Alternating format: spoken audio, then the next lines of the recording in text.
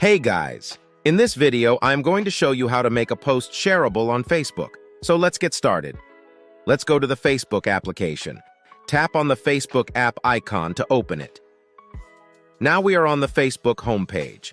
To make a post shareable on Facebook, tap on this plus icon. From this drop-down, choose Post. Here, enter something that you want to post. At the bottom of the profile name, tap on Friends to open it. From here, we can choose our audience. We can share posts with the public, or with Facebook friends. We also have Friends accept the option. Let's choose the public audience. And tap on Done. In this way, we can make a post shareable on Facebook. If you have already created a post and want to change your audience, let's go back. From the top right corner, tap on the profile icon. Open Profile. Select the post to make it shareable with anyone. Tap on these three horizontal dots. A menu pop up on the screen. From this menu, tap on Edit Privacy.